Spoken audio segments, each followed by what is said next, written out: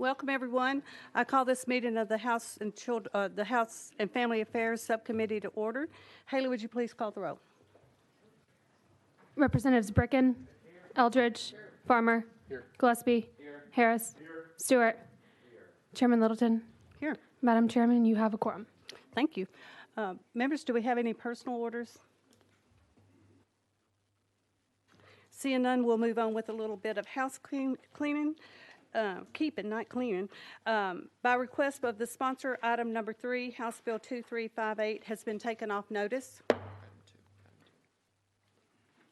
says item 3. I'm sorry, it should be item 2. By request of the sponsor, item number 13, House Bill 2791, is taken off notice. By request of the sponsor, item 19, House Bill 2006, has been taken off notice. By request of the sponsor, item 22, House Bill 2025, has been taken off notice. By request of the sponsor, item number 9, House Bill 2453, has been taken off notice. And deferred to the special calendar. And deferred to the special calendar. And item number 5 and number 6, House Bill 2711 and House Bill 2712 has been rolled to the hill. So now we're on item number 1, House Bill 1919. This bill failed. We need a motion and a second. Motion. Second. So it's been properly motioned and second. Now we're going to ask for a roll call vote. Haley, to reconsider our actions. Haley, would you please call the roll? Representatives Bricken, Yes. Eldridge, Yes. Farmer, Yes. Gillespie, Yes. Harris, No. Stewart. No. Madam Chair. Yes. All right, you have 5 ayes and 2 noes. So now we need a motion. Oh, to reconsider passes. So now we need a motion and second for the bill. Properly motioned and second. Representative Rudd, you are recognized. Thank you, Madam Chairman. Thank you, committee. I believe, if I'm not mistaken, we've got two. The amendment 13732 was applied last week, I believe. Right. We have a new amendment working with the Department of Children's Services 015176 that edits the bill. So properly motioned and second. Would you like to? What the amendment does is it allows them, where it did say they have to establish emergency rules within, I believe, 72 days. This says they shall establish. They feel they have some rules already in place that may accompany this. Others they can change more easily. And that was rushing them to get those rules in place. Are there any questions on the amendment? Question's been called. So all of those in favor of putting amendment 15176 onto House Bill 1919, please say aye. Aye. Those opposed say no. It passes. So Representative Rudd, you're recognized on 1919 as amended. Thank you. What this bill does is we've had as we found out recently in Chattanooga, the Biden administration was the federal government was bringing unaccompanied migrant children at the border, and they were shipping them around the country. And one of those places they shipped them originally was to Chattanooga, where a contractor with the federal government, who the federal government placed the children in their custody, they rented a former dormitory, and the state was unaware of it, was not notified. Once they found out, they inspected the facilities and found out that children were being abused. Recently, they have now started housing children in one home at a time. We don't know they're here. In Murfreesboro alone, just Murfreesboro, we've had 104 last year. We find out through budgetary matters afterwards that money was allocated for it, but we still don't know where the homes were. We don't know if the children were properly taken care of. What this bill would say that it makes it a Class C felony if any Tennessean or Tennessee property owners house or take care of these children without first notifying the Department of Children's Services so they can inspect the property. This does not outlaw the practice. It just simply makes sure that the Department, the state of Tennessee, is notified. They're put in a database, and we inspect the property to make sure the children have been properly taken care of. Are there any questions for Chairman Rudd? Thank you, Chairwoman.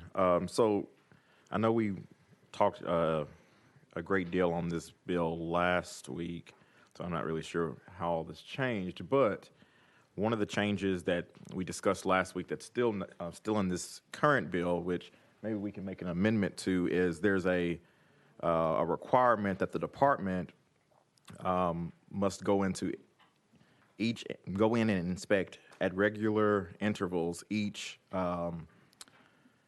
care facility or agency. What are they inspecting for? What are they going in and actually doing? There's no, like, it's just saying for them to go in. What are they doing when they go in?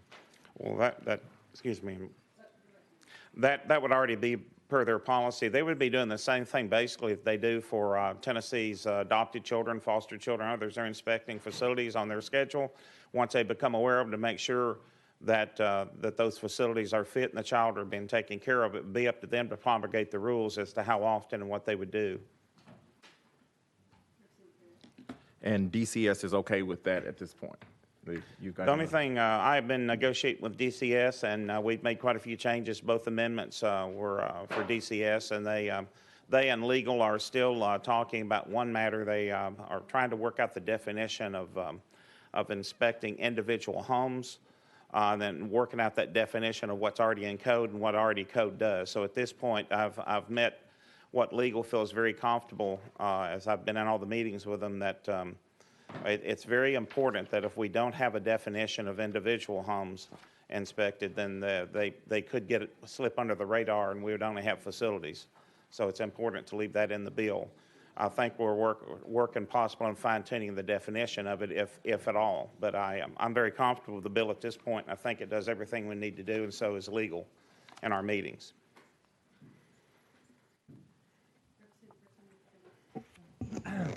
Thank you, Madam Chairman. Just a general question. You talked earlier about about the federal government bringing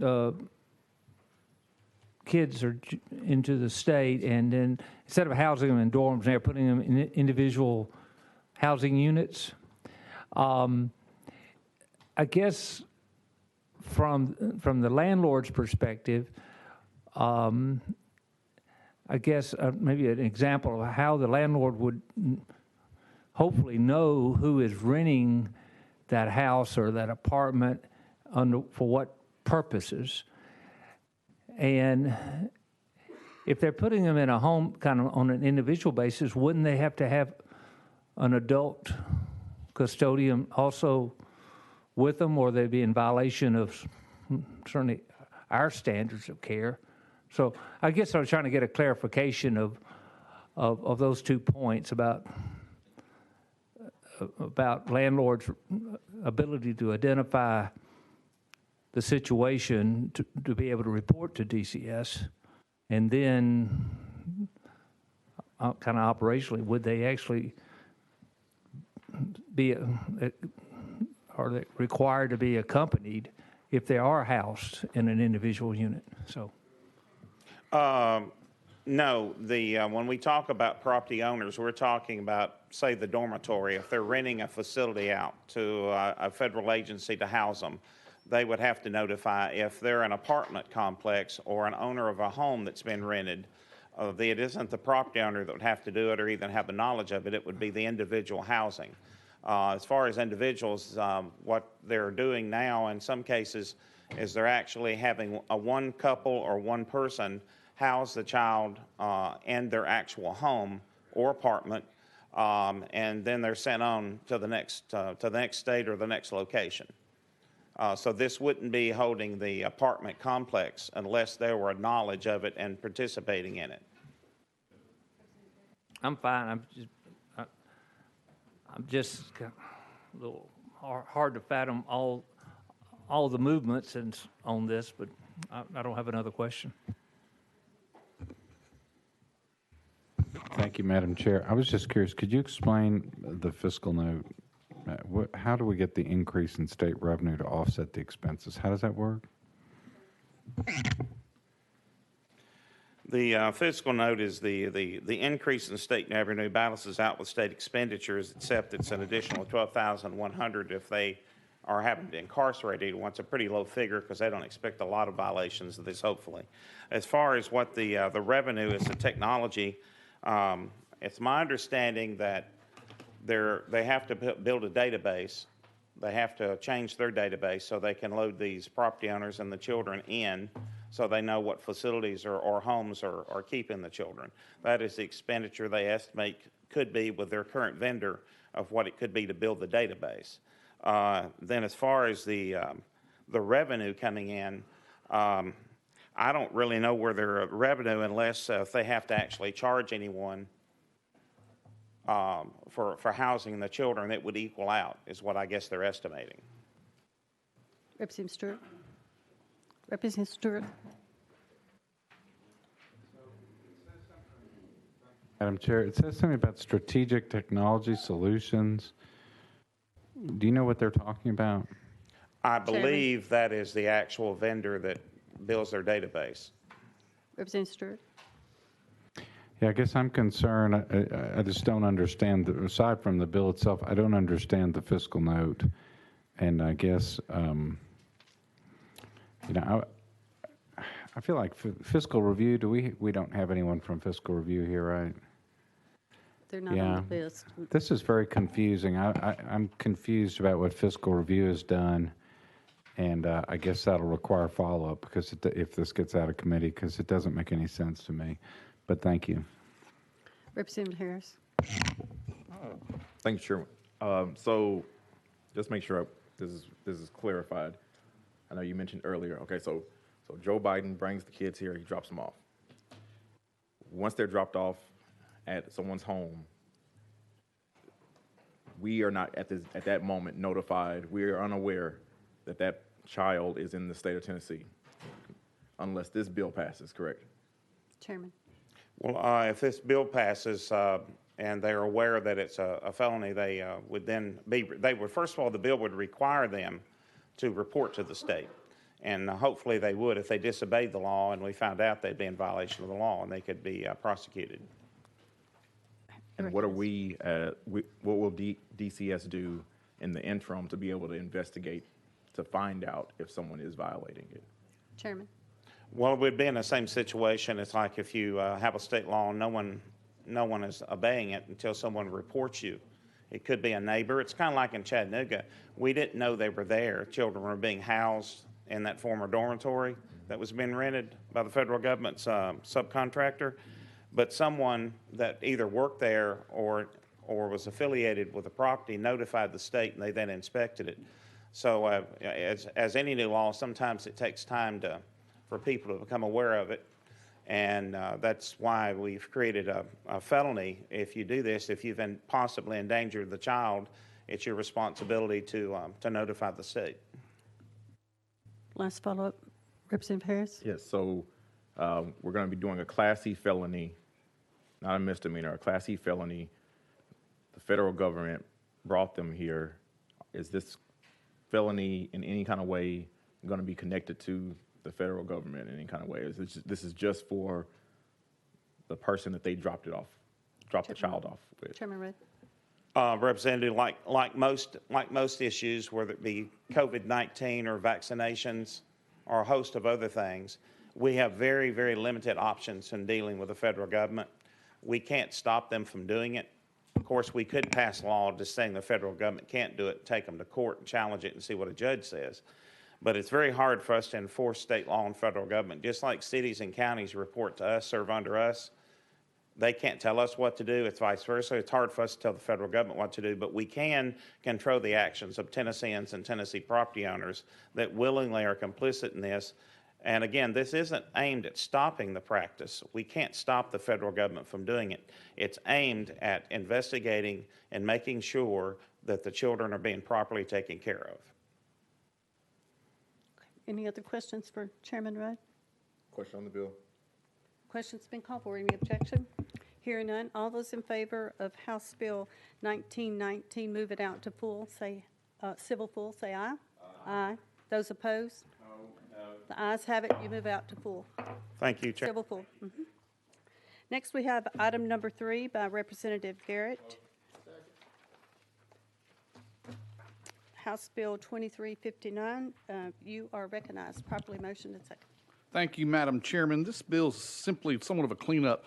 Bill's brought to me by the Tennessee Bankers Association. And what it does is, and if you're a conservator or you're in a fiduciary type relationship with a person, you have to submit annual accountings and whatnot to the court.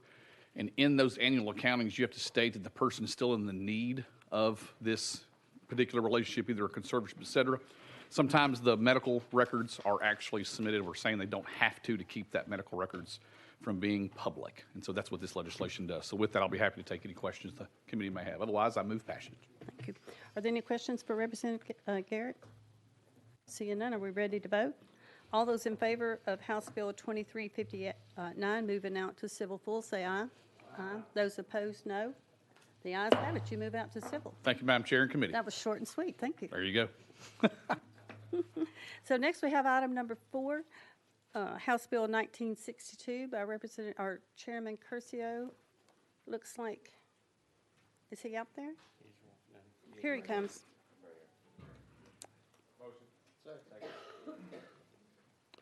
Properly motioned and seconded. Chairman Curcio, you are recognized on House Bill 1962. Thank you, Madam Chair and committee. I apologize for that. I stepped out for just a moment. I do have an amendment I wish to move, and it is coded 13709. And does it make the bill? Yes, ma'am, it does. Okay. Properly motioned and second. We'll go ahead and get the amendment on the bill without objection. So we'll be voting on Amendment 13709 going on to House Bill 1962. All those in favor say aye. Aye. Those opposed, no. Ayes have it. So you're recognized on 1962 as amended. Thank you, Madam Chair and committee. Members, this bill actually came to me from an attorney in my district. He brought this to me, believe it or not, my freshman year when I came up here, and he and I have talked about it for years ever since, and I just never acted on it until this year for whatever reason. But it's establishing a process, a judicial process, to establish heirs at law when a decedent is intestate, but only for real property. So, person passes away, they've got a house, they know who the heirs are, but the decedent is intestate. This is just to give them a simplified process to be able to establish those heirs at law. And there's also under Section D, if there's someone that wants to object or challenge this, we've got a process for that. So this is really for pretty, specific situations where everybody kind of knows what the deal is, and I'm just trying to give them a judicial process so they don't have to probate an estate for that. Are there any questions for Chairman Curcio? Representative Bricken, you're recognized. Thank you. I'm not sure, maybe it's a question legal. My amendment has interstate rather than intestate. Has that been corrected?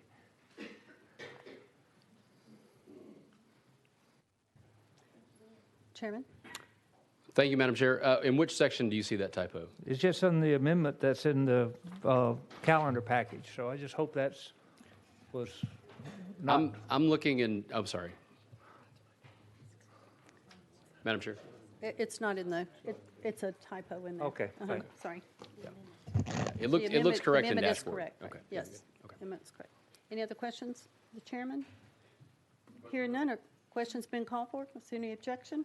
Hearing none, all those in favor of House Bill 1962 as amended, moving out to civil full, say aye.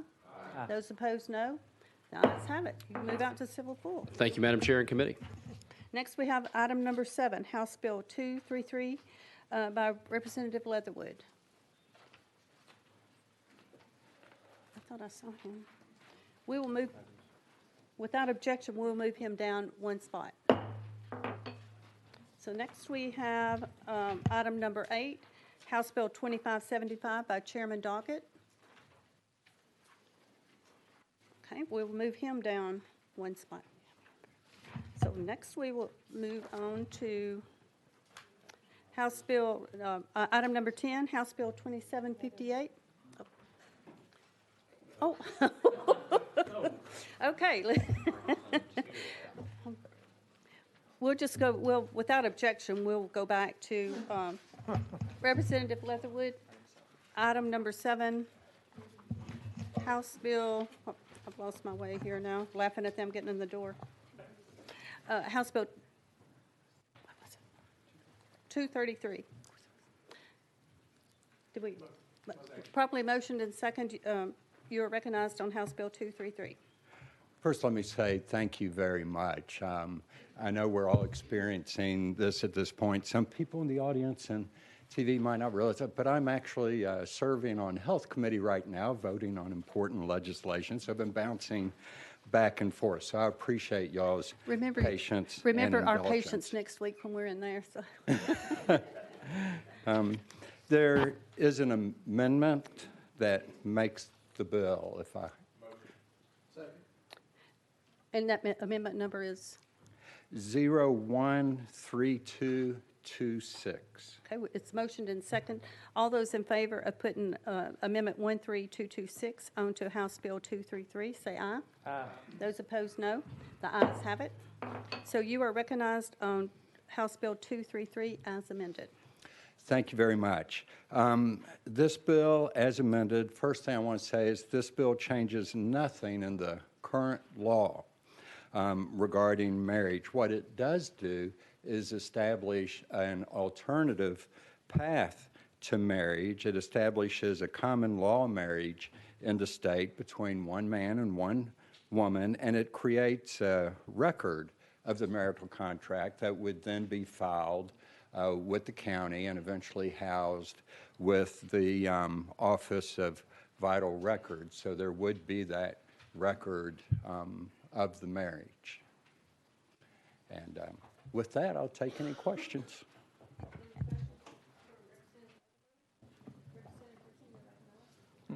Thank you, Madam Chairman.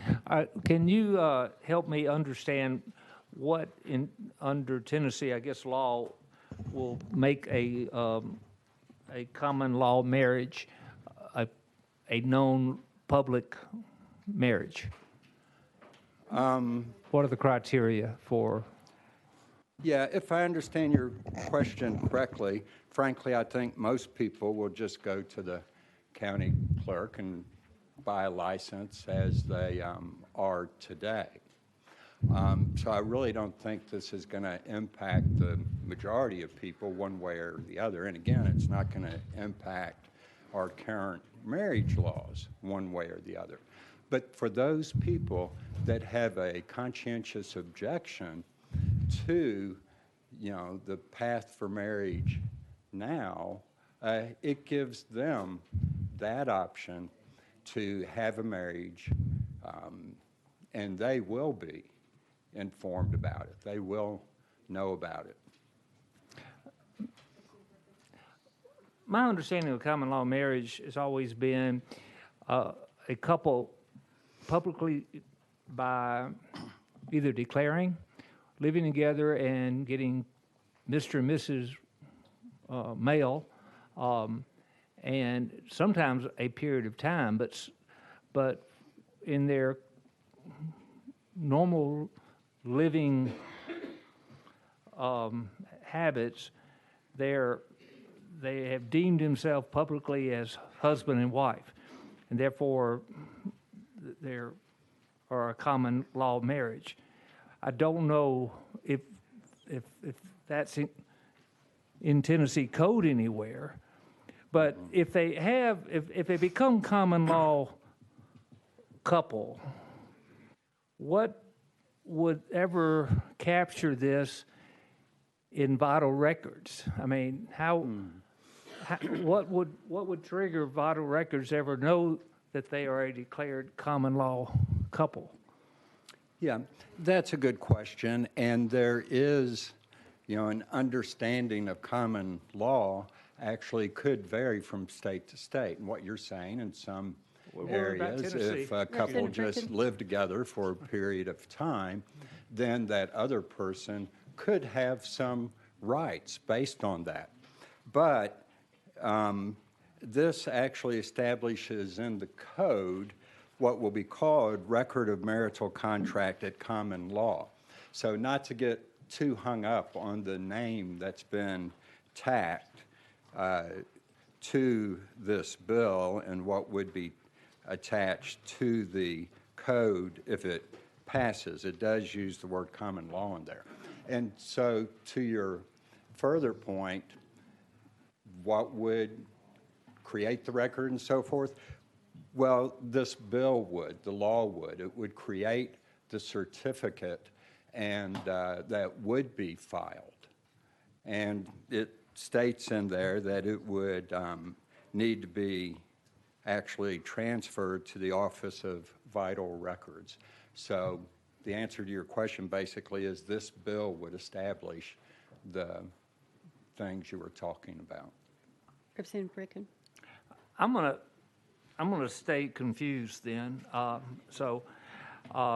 you, Mr. Sponsor. Again, I generally support the bill. I just think operationally it lacks some clarity. Thank you.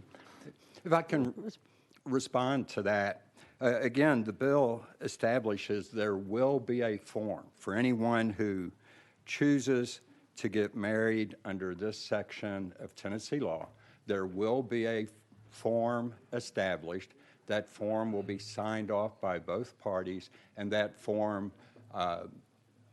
will be filed, could be filed with the county clerk, who would then share it with the Office of Vital Records. So this law establishes that paper record that would be housed and available for genealogists or anyone else that wanted to look at it. So it's there and established by this law. Whatever common law does in Texas or Maryland just has nothing to do with this. And like I say, you can forget that common law was used in the name being given to this if you so choose. Representative Bricken. Thank you.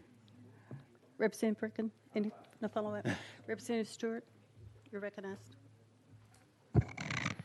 Yeah, could you explain the fiscal note?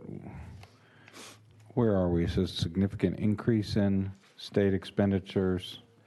Representative Leatherwood, you're recognized. Thank you. I'm sorry, Madam Chairman. It is a positive fiscal note. On it, increases local revenue 14,000. It says could increase state expenditures 30,000. So, and then increase state revenue for Department of Health 4,000 or so. But there is a filing fee associated with this as well. Again, it not only requires the form to be produced, but it does allow the clerk and the state as well to charge a fee for the filing to cover those costs. Representative Stewart. That's all. Okay. Representative Harris. Thank you, Chairwoman. So,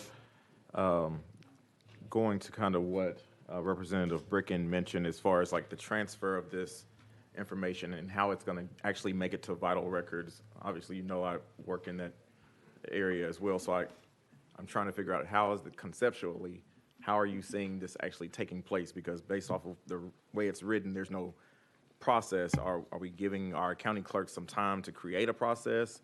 Is there going to be a system that they have that communicates this process? Are we adding a drop-down box in our current system to be able to make this happen? Like how are we logistically going to make two separate marriage processes happen between our county clerk's office, what they have to send through the state to the vital records? How is that going to work out? Yeah, again, the bill lays that out. You know, it doesn't, as I remember going to specifics, that it will be transferred digitally or, you know, paper. I think that will be left up. And actually, as I'm flipping through here, I think the Office of Vital Records Page 16. is charged with developing that process. Page 13. Okay, yeah, the Office of Vital Records shall develop a record of marital contract. At common law form consistent with requirements, the Office of Vital Records shall post the form on its website for use by the general public. And so the Office of Vital Records will actually determine the details on that process. And yes, I know you've worked with the trustee's office and a lot of records, and as you know, I worked with the registrar's office and dealing with a lot of records as well and making sure the public had access. Representative Harris. And I'm glad you said that. So you're aware, as I remember we had another bill that we both agreed on, that it does cause a huge burden of work on those offices to do anything additional to what we already have in standard process right now. And so I just think that, one, I'm looking at page 16, this is a really in-depth piece of legislation. I think for us as a body trying to figure out how we're going to conceptualize making sure that Vital Records properly puts this in place, my recommendation is going to be we send this to summer study and review this further. It may not be a bad bill, not saying that, but it's just the fact that it's going to take some time for us to create a system. This is just like there's a whole new process. This is not what we're common law. This is not what we're used to already. And so to start a whole new process, I do recommend that we do consider summer study on this bill. Was that a motion? Yes, that's a motion. Second. Okay, it's properly, Representative, it's not debatable, so we have to vote on this first. So the motion before us is to send this bill to summer study. It's properly motion and second. So all of those in favor say aye. Aye. Those opposed, no. No. The ayes have it. So this bill, House Bill 233, will go to summer study.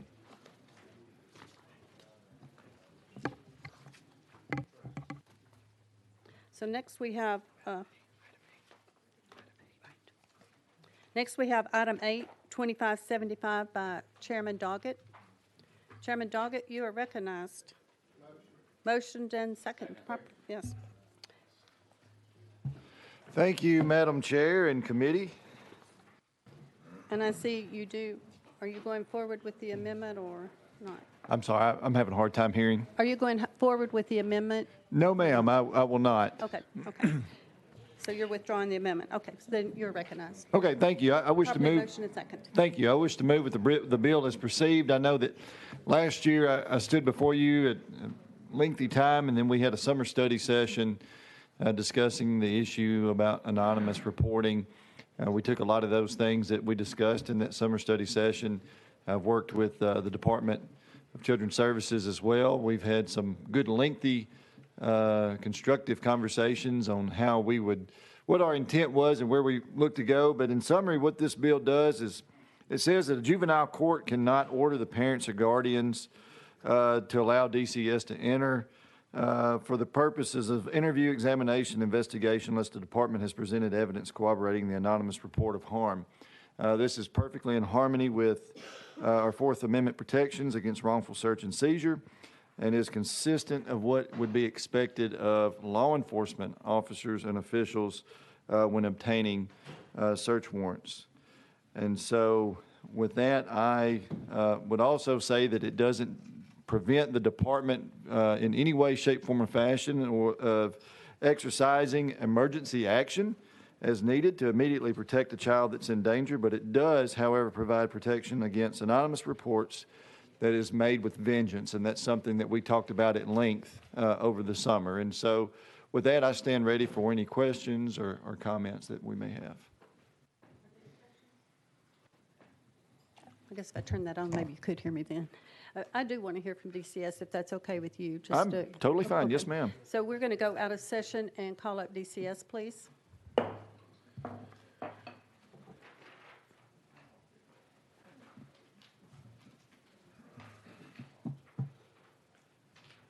Please come forward and state your name and who you're with for the record, please.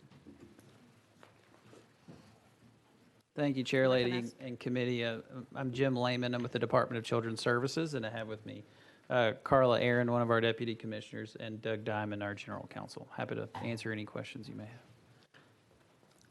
Well, my question, is this common practice the way that you normally do? Or, you know, it says that you can't go inside the home without the parent's permission. Is that correct, or? Yes, ma'am. That is. We typically ask the parents if we can enter their home, If they don't allow it, then we would come back, consult with legal, and possibly go to a juvenile court judge and get some type of an order. So And it this- is common practice. It is common. Okay. Yes, ma'am. Thank you. Do I have any questions? Am I the only one going to have questions, or? You're recognized. So I brought a question up about this yesterday in regards to, it says, for the purpose of interviews, examinations, and investigation. And I'm okay with the examination and the investigation piece, but sometimes on the interview part of it, it's necessary to allow information to be gathered from a child. You're going to have to interview them sometimes, and so this would stifle that part of the process. Do you have any response to that?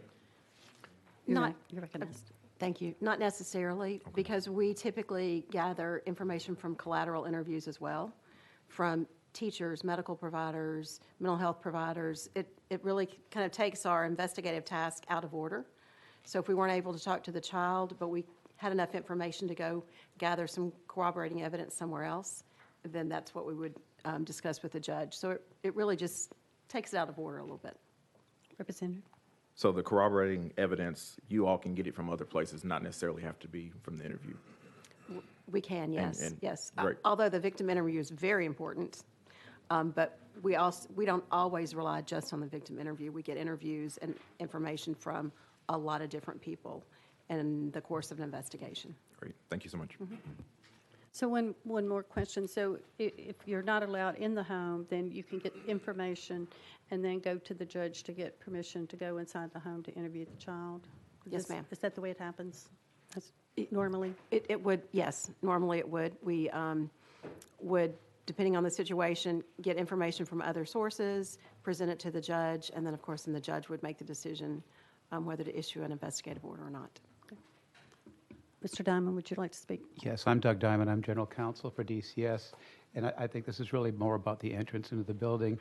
We can interview children in other places than their home, for instance, schools, and federal courts have made it clear we can do so, but kind of like this, we have to have probable cause, which is probably another way of saying corroborating evidence.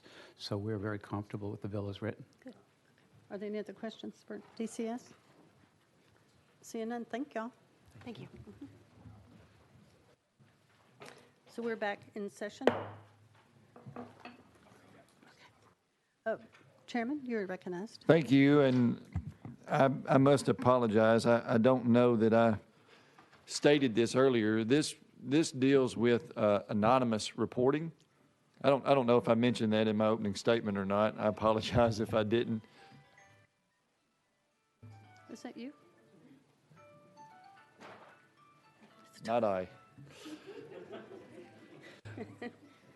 Even though it's not your ringer, you always look for your phone to see if it's you, don't That's you? right.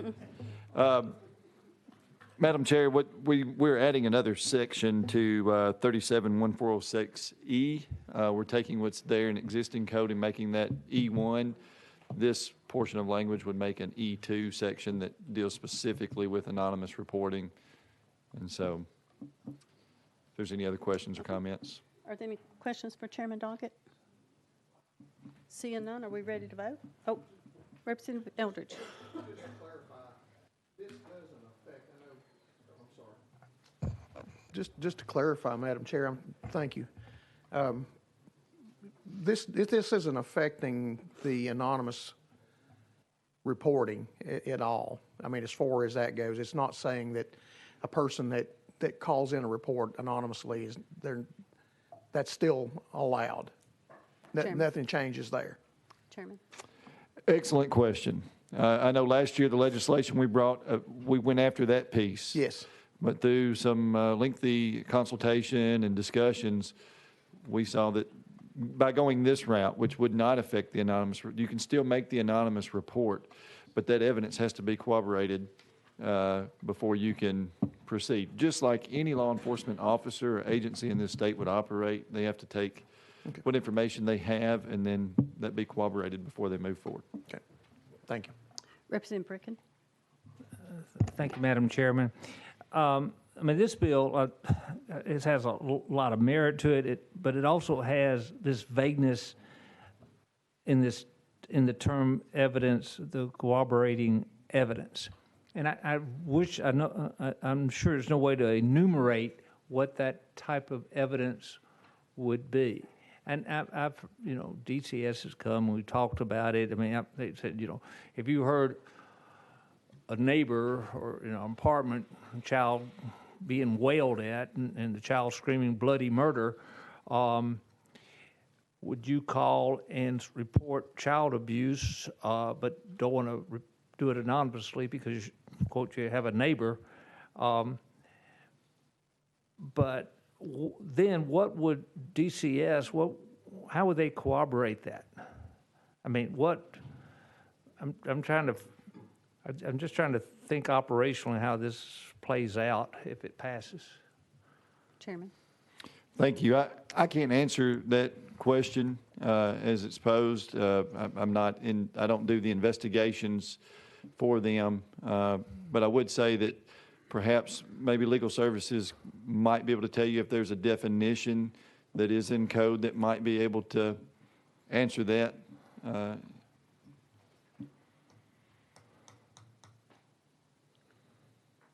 We'll go out of session and ask legal. Ms. Fogarty, you are recognized.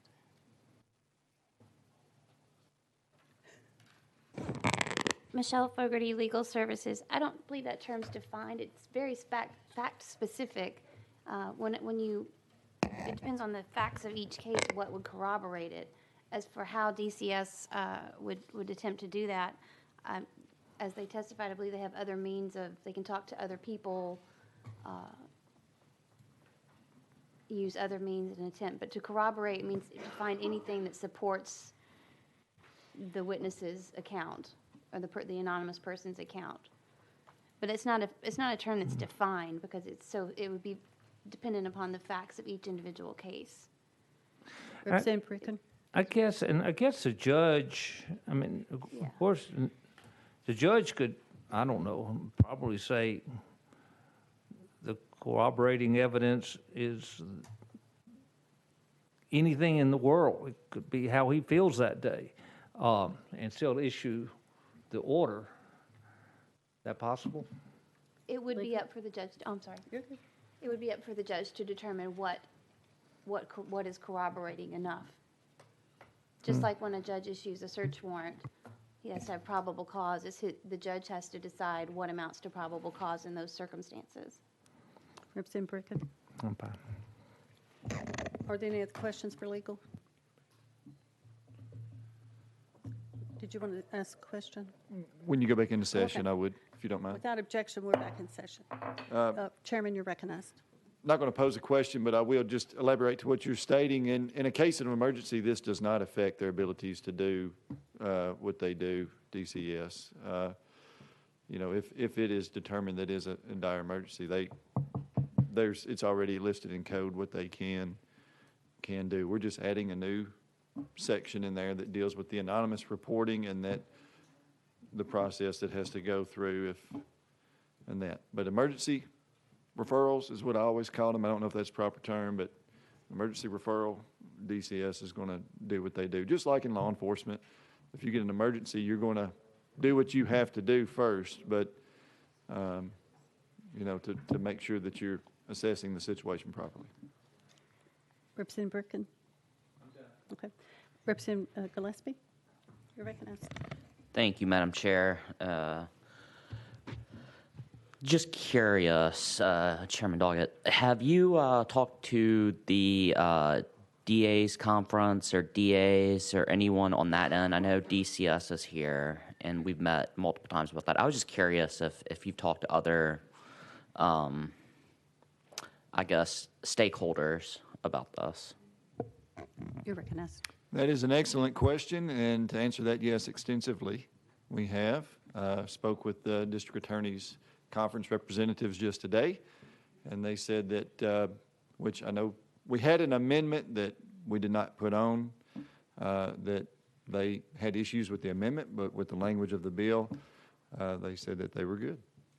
Representative Gillespie, we did summer study this with the anonymous part of it, and I think everyone's comfortable with it now. So the ones I've talked to, everyone seems really good with it right now. You're recognized. Are there any other questions? Questions been called for? Is there any objection? Hear none. All those in favor of sending House Bill 2575 to civil full, say aye. Aye. Those opposed, no. The ayes have it. You move out to full. Thank you. Thank you. Next, we have item number 10, House Bill 2758 by Representative Love.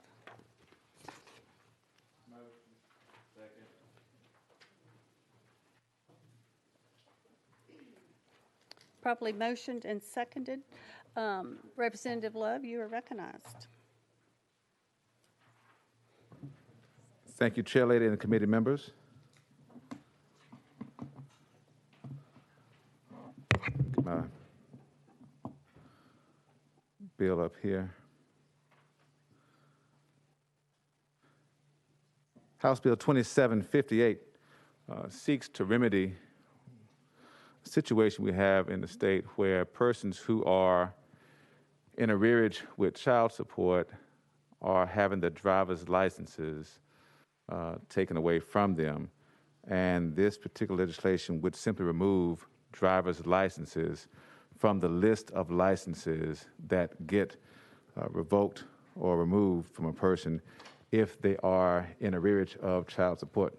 Certainly, I know that child support payments are important, and we do have opportunities for persons to oftentimes make arrangements with the other parent to pay child support. Unfortunately, because of a nuance in state law, those same persons cannot make arrangement with the state to pay child support. So what happens oftentimes, if a person, again, is in arrearage of child support, the driver's license gets revoked, and this cuts down opportunities they may have to earn wages to then pay that child support. There's also a piece in there where child support arrearage can trigger someone not having their right to vote.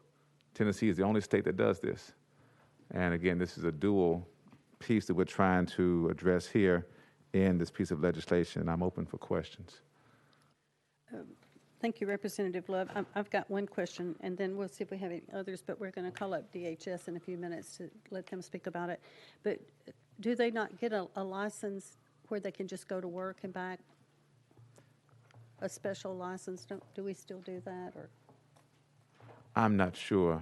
I think maybe Department of Safety maybe to answer that better than I can. Okay, without objection, we're going to call up the Department of Human Services. We're out of session. If you would please come forward and state your name and who you're with, please.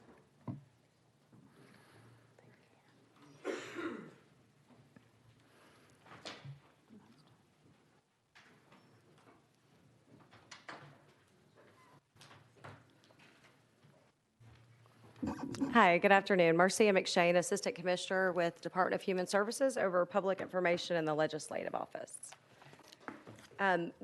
Please do. Okay, do you want me to just provide some information about how this Please. works? Okay. Especially about the driver's license, I think a special license can be permitted for them to get back and forth to work and maybe church, things like that. That's correct. The driver's license aspect of things is actually our biggest collection, our most successful, I should say, collection effort with regard to child support. A notice goes out to these individuals, and as soon as they get that, they usually respond pretty quickly. I know that, or at least I understand there's been some concerns expressed about an individual's ability to go to work if their driver's license is revoked. When that notification is sent out to them, they're also sent information about how to get a driver's license that's like a special need driver's license, or a driver's license that would permit them to go to certain places, including work. And I hope I addressed what needed to be addressed. I'm happy to answer any questions. Representative Pricken, you're recognized.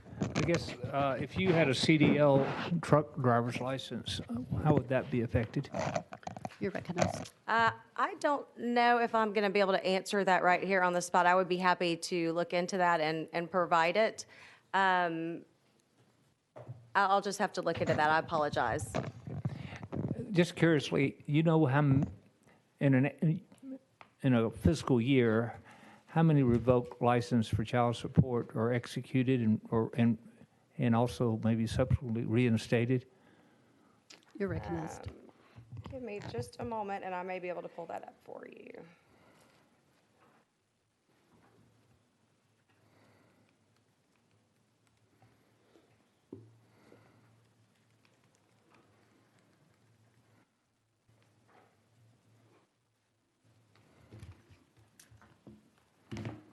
And while that is trying to work,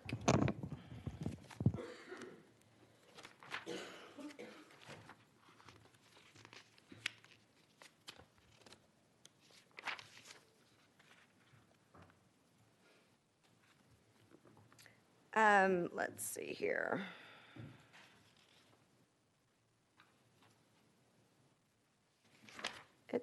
I don't know if I'm going to have that number, and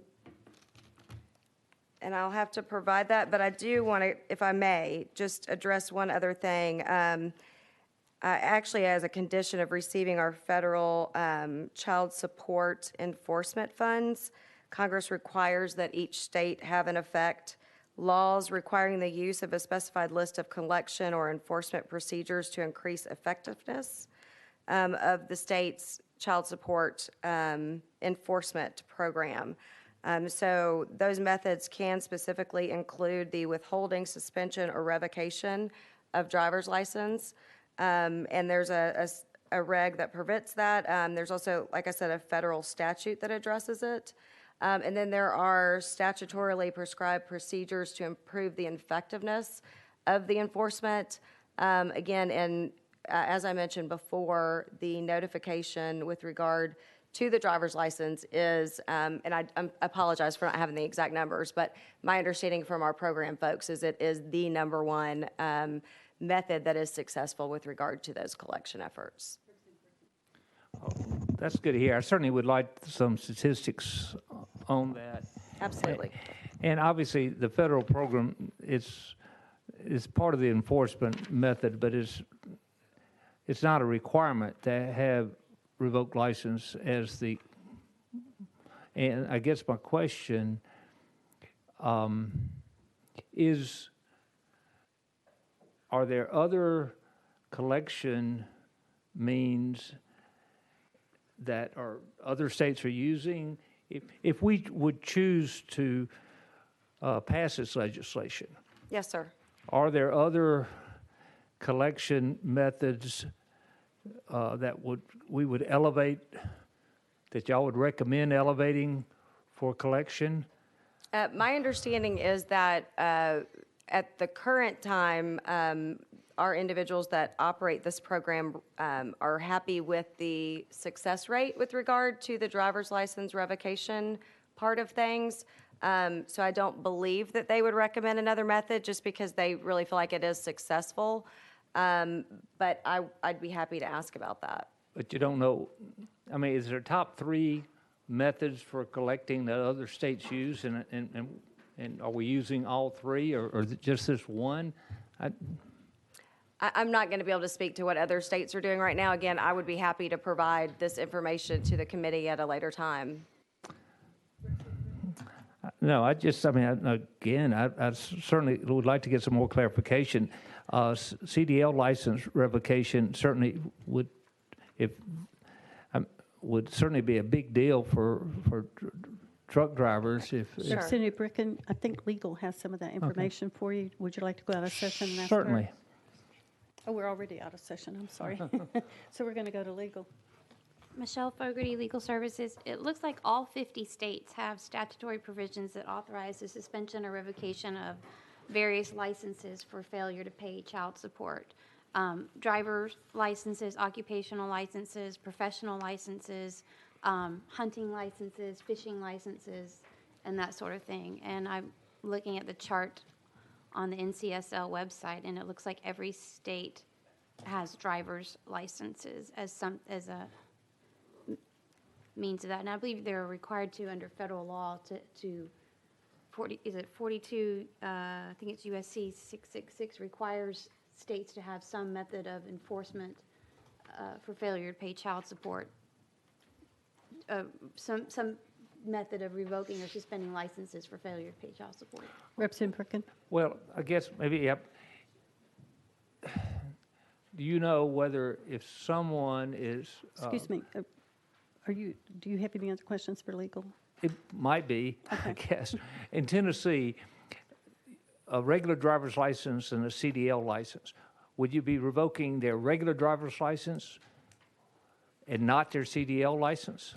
Or would it hit both of them? I believe that there is authority under the federal law that was just referenced a minute ago to also incorporate professional licenses, which I assume might include the CDL. Again, I apologize, I do not know that specific answer and would have to look into that and get back to you. Legal, do you know that? Can you help us there? I believe professional license refers to like your bar license or your medical license, but there is a statute that allows for a restricted license if your license is suspended for failure to pay child support. 365714 allows for a restricted license for the purposes of driving to and from work. I don't know about a CDL. I'll have to look into that. Representative Bricken? I guess we'll look into it. Okay. Are there any other questions for the commissioner or legal? You're recognized, Representative. So I see that, like, through listening to what you were saying, like, I understand that we make there's a financial benefit that the state gets from people struggling to make their child support. But wouldn't it be easier if we were to, do we not automatically just send them the temporary license or something, or do they have to go through this whole process of applying for it after they've been suspended? What does that process look like currently? Yeah, my understanding is when the notification goes out prior to the suspension, that gets a pretty good response, and that individuals at that time end up sending in the arrearage that's owed for the child support. And many times they don't even have to get to the next step of the revocation or suspension of the license. However, if they do get to that step, then they are provided the information about the provisional driver's license options that are available to them. But again, my understanding is that they usually don't even have to go that far because the notice, the letter itself, is a motivating factor that seems to aid with that collection effort. Representative Harris. So that's a good scare tactic, I guess, to motivate them to do it. But I'm thinking about, as an employer, like, say, for instance, some of my police officers or sheriffs, or if their license gets suspended, am I notified of that instantly? I work in HR. I don't think I've ever received a letter saying, hey, one of your people, I know I get a letter saying that they owe child support because it deducts from their paychecks. Sure. But I don't get a letter from the state saying, oh yeah, we've suspended their license because they owe child support. So I'm in violation of having them as an employee and having them drive on our streets. So, like, is there an alternative to this piece of legislation if we weren't to pass this one? Do you have an alternative to this to make it feasible where a parent can still pay their child support, still keep a job, and be able to have a driver's license to do visitation? Sure.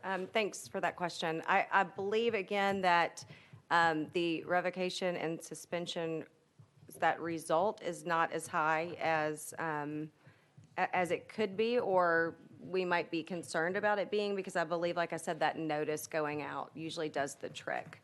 However, I would be happy to talk with our program folks about, their thoughts on an alternative.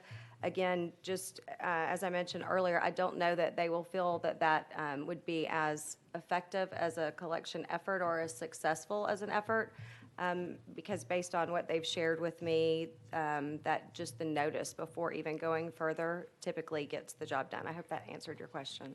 One last follow-up. And yeah, so I would hope that if this bill does move to civil, that we can invite you to come speak to this as well, because 47 cents per mile that a truck driver gets is That's a lot right. when they're losing their license Sure. for this. So, so I would like to know what the offset would be or how many people actually are affected by this. Absolutely, and I won't come alone either, because I'm pretty new to DHS, so I need some backup here for sure. Thank you. Thanks. Well, I'd like to say one thing about that. I believe if you have a job and you're paying income tax and to the state, that in a couple of weeks, DHS knows if you owe health support and you're collecting a paycheck, and the wages will be garnished most times, right? They do have wage information typically, and sometimes too, there's, again, the notice period of it going out versus anything actually happening, there's a gap there. And I will refrain from giving you HR and employment management legal advice, which was what I did in a former life. But again, employers have the right to address those types of things and policies and such. So, are there any other questions for the system? Well, we're out of session right now, but anyway, seeing no more questions, we're back in session. Thank you. So did you want to call for question of the bill now? All right, so you withdraw? Okay, you're recognized. I did want to note that Tennessee and South Carolina have the lowest threshold of $500 to trigger this. And we're talking about truck drivers, Uber and Lyft drivers whose work hours may oftentimes be different than what you might consider the normal work time. And so I want members to take that in consideration when we're talking about those restrictive licenses. Are there any other questions? Representative Bricken? Why wouldn't we propose just raising that up rather than going this route? Well, You're recognized. thank you. I'm open for, I don't have that caption. But I'll tell you what, I'd be open to, if we can move it to full, we can look at finding a amenable middle ground. Representative Eldridge, you're recognized. Thank you, Madam Chair. This is more, I guess, a comment than anything, sitting here listening to talking about CDLs and everything. I have several friends that are truck drivers, and in my mind, I don't know why they would not pay their child support, because of their income is up there to where it could be. And if it's triggered at $500, that's that's less than half of one paycheck. So it's just a comment. Truck drivers, if I was them, I would be very concerned about my child support and keeping it current so that I wouldn't be in a situation where I was faced with losing my driver's license, because most of them make pretty good money. Sure. That's just a comment, sponsor. And I would say, Mr. Chairman, sometimes it's not the lack of concern, but if something happens to you, accident, illness, and I'm not sure what response people may have when you're trying to get that modified, but whatever happens, if you're out of work, then this may trigger it. Representative Eldridge, I think legal has some information about that. Would you like to go out of session from legal? So we'll go out of session here from legal. Michelle Fogarty, Legal Services. In response to whether or not a person with a CDL can get a restricted license, it looks like under Tennessee law, you cannot get a restricted CDL license. So persons who have a CDL license, who have that license suspended or revoked for non-payment of child support, would not be able to get a restricted version of that license. Representative Eldridge, any more questions? Thank you, Madam Chair, but I guess just in thinking, and I understand your. For legal, did you have any more questions? for Oh, I'm legal? sorry. No, Okay, I did so not. No, I'm without sorry. objection, we're going back into session. So you're recognized. Thank you. I guess the thing, and to the sponsor, to me, would be if there's looks like it would be better to have a provision in there where someone who is sick, maybe they have had an accident, and there's a situation where their income has been interrupted, where they would have that opportunity. Maybe they could I don't know if petition the court or whatever, but it looks like they would be, the way to go would be the provision, because it sounds like that this is one of the best ways that they have of collecting child support. It sounds to me in what I heard commented on. So that's just a comment. Right. And I do know a few years, I'm sorry, Chair Lady. I do know a few years back, again, we made opportunities for parents to make arrangements with the other parent to be on a payment plan for child support, but somehow or another, it was unable to be done if you had to pay back the state of Tennessee. And when we tried to bring legislation about that, there was something about the governor could not make a contract with individuals, something along those lines. And so if you look at the legislation allowing even for payment plans for child support, it only applies, I think, when you're talking about in between individuals and not when you're trying to pay back this child support to the state. So I think that what we can do is this is, I think, a good solution to a problem that is going to be keeping a lot of folks from having their driver's licenses. Not just because I'm sponsoring the bill, I'm just saying, you know. There is a bill, or there is a law that says that both parents agree, the judges agree, the attorneys agree, that if there's a large amount of child support owed, if they all agree, they can make a settlement and then start it over. So that is law. Right, and that's what I was referring to. But if you owe something to the state, that arrangement is not allowed to be made. You can do it between individuals. Right, Yeah, right. but Okay, you can't do it between the state and the individual. Okay. Are there any more questions for Representative Love? Seeing none, are we ready to vote? All those in favor of sending House Bill 2758 to civil full, say aye. Aye. Those opposed, no. No. It fails for the lack of votes. Thank you, members. Thank you. Chair Lady. So next is item 11, House Bill 2756 by Representative Powell. Thank you, Madam Chairman. I have an amendment on the bill, makes the bill. Do we have a motion? Properly motioned and seconded. And what's that number for amendment? Let's see, amendment is drafting code 115219. Okay, and does it make the bill? Yes. Okay, so do we want to get the amendment on the bill first? All those in favor of putting amendment 15219 onto House Bill 2756, say aye. Aye. Those opposed, no. So you are recognized on House Bill 2756 as amended. Thank you. So the bill supports the original intent of the formation of juvenile courts by the General Assembly and streamlines this process. As amended, would require the court in dependency cases to set a scheduling order and a hearing in the initial appearance. The purpose of the legislation is to make sure the court is moving the case through the court system promptly and providing a scheduling order which would make sure that the parties are able to get whatever they need to be ready for trial.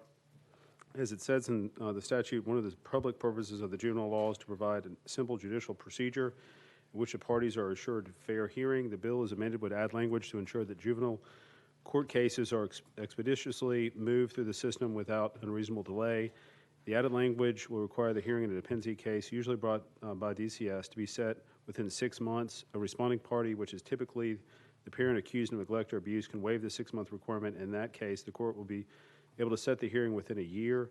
This is similar to what the legislature has already done for termination of parental rights cases. I've worked with DCS on reviewing the language and compromised on the language. They seem agreeable to it. And we have combined goal permanently for children and protecting parental rights, which are equally protected in this bill. Any questions? Questions been called for. Is there any objection? Hearing none, all those in favor of House Bill 2756 as amended, say aye. Aye. Those opposed, no. The ayes have it. You move out to civil full. Thank you, members and Chair Lady. Next, we have item number 12, House Bill 2284 by Representative Beck. Properly motion and second. You are recognized. This is the first time I think you've been in our It's the first time I've had the honor to be in your committee. Welcome. Madam Chair Lady, I'm happy to be here. I'm here for a problem that has reared its head as the opioid addictions and other horrible things have happened to our society. We're having more and more people who commit suicide.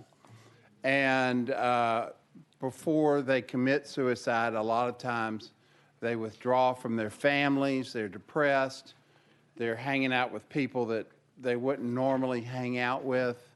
And we're seeing suicide notes being admitted as last wills and testaments.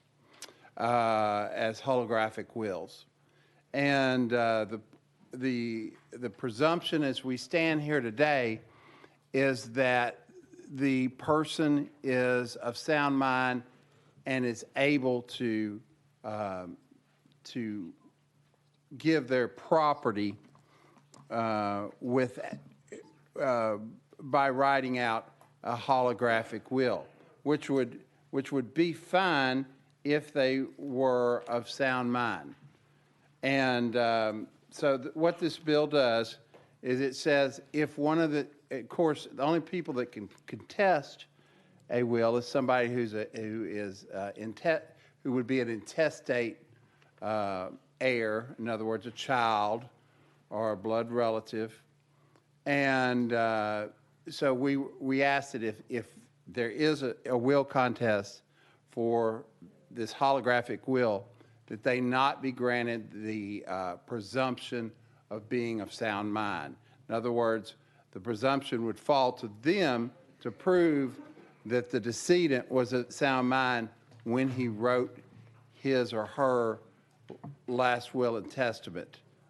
And because right now, the daughter or the son who brings the contest for the suicide note has to prove that the decedent was not of sound mind. In other words, you're shifting the burden. And usually the cases that we've seen is the people withdraw. They're no longer, it's a difficult road to hoe because people don't see or hear from them before they commit suicide. So I hope I've explained that properly, and I know it's kind of a sticky wicket, but if anybody's got any questions, I'm happy to answer them. I want to ask for some clarification for me because I get lost in some of that sometimes. But so, say my father committed suicide and left a note like a month before. Would I be the one that would say that either he was out of his, not quite right, or who would make that decision? That he was in his right mind?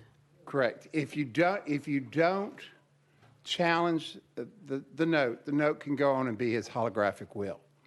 But if if he left everything to the stripper that he just met, and the children were supposed to inherit. Are you shaming my dad?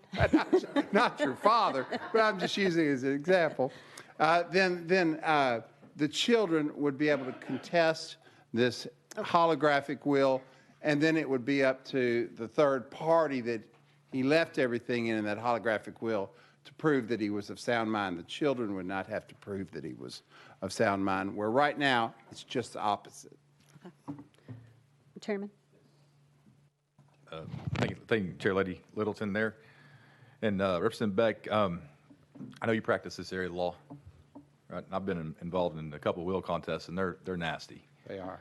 And the worst thing about that situation is that the individual that left that will is no longer here, right? So we can't ask them what they really intended to do.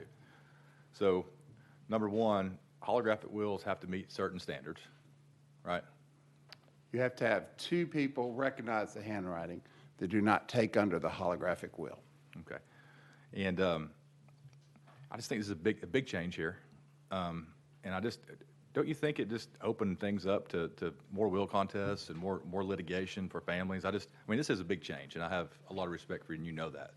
So I just need to really understand how this is going to work and make sure we're not opening up a can of worms we can't put back in later down the road. So can you kind of help me through this? Absolutely. First of all, it's just for the last 30 days prior to the death. Okay. So right now, that holographic will can actually be a suicide note. I leave all my worldly possessions to this lady that I just met. Right now, as we sit here today, the burden is on the family to prove that he was not of his right mind. What I'm asking is if he made that holographic will within 30 days of his killing himself, and this is only for suicides, that the burden shifts back. and that the children, that the third party who would not be due under a intestate succession have the presumption that he was not in his right mind. Of course, the third party can still prove that he was in his right mind through witnesses and other things. But as you're aware, only somebody who would take under intestacy could bring, this action. Chairman. And just a couple more questions. Now, as I understand it, either the Tennessee State Supreme Court or United States Supreme Court said that just because someone commits suicide doesn't necessarily mean that they were not in their right mind. Correct. Because unfortunately, I had an uncle I lost when I was little, and looking back, he did a lot of things, put a lot of things in place before he ended up taking his own life. So obviously, unfortunately, it was well thought out, if that's even possible. But yeah, are we changing the standard here by passing this? Are we saying, well, because someone did take their life and they did leave a suicide note, or now are we saying that they're not in their right mind? Are we changing case law here by doing that? We're not saying that they're not in their right mind. We're changing the presumption. That can still stand, but it can stand if, number one, no one contested, or number two, that the person that is left under that holographic will right before they committed suicide is of that they can prove that he's of his right mind. Chairman. And just within a 30-day period, right? We're talking about that. So is it narrowly tailored to that? And the presumption only applies to that 30-day window of prior to death? It's absolutely correct. That short window where they may have retracted, may not have been, may have been on a bender, may have, not been mad at their children, it's just that slight window right there. And is the court going to look to those factors? They're going to take all that in consideration. Had he had to contact the family? Had he been, partying pretty hard? All these things are going to be taken into consideration by the court. Is that all things that can be brought to the court's attention, right? I guess. Absolutely. Okay. Chairman. Absolutely. So it's not. All we're doing is changing the presumption. We're not saying that he was not fit, but he's not getting the presumption that he was fit. Okay. That's all I have. Okay. Thank you. Any other question? Representative Stewart. You gave some explanation right at the outset, but do you have just an example? I mean, it seems to make sense what you're doing. Do you have an example of where this has caused an injustice? I mean, just another, go ahead, excuse me. Representative Beck. Thank you. I do have an example that I can point to. The gentleman had a will that was done earlier where he left everything to his daughter. He got addicted to opioids. He started depression, going backwards and hanging out with the wrong crew. He ended up killing himself right before he killed himself. He wrote a suicide note asking for forgiveness and then leaving everything to his new girlfriend. So the daughter, she hadn't seen him because he didn't have anything, he had retracted, didn't have an opportunity to have any evidence to prove that he was not in his right mind, and the presumption said that he was in his right mind, but he obviously was not in his right mind, and she ended up with nothing. Yeah, I mean, to me, it strikes me that, well, that makes sense. I mean, I could see how that could happen. And the point is you're preventing a last-minute change to pre-planned obligations by somebody who commits suicide. Okay, thank you very much. Chairman. Thank you, Madam Chairman. I have one more question. Would we be able to just remove that presumption? What if we just remove the presumption instead of making a presumption? What if we just remove the presumption for that 30-day window instead of just reversing it? Would that be possible? Representative. I don't know. Could we go to legal real quick and go out of session? See if Ms. Fogarty has. Going on a session without objection. Michelle Fogarty, Legal Services. Well, someone has to have the burden of proof under current case law. A testator is presumed to have the capacity to execute a will. However, where there are suspicious, what the court finds to be suspicious circumstances, then the proponent of the will would have the burden of proving capacity. But under current law, the burden to show the existence of those suspicious circumstances is always on the person contesting the will.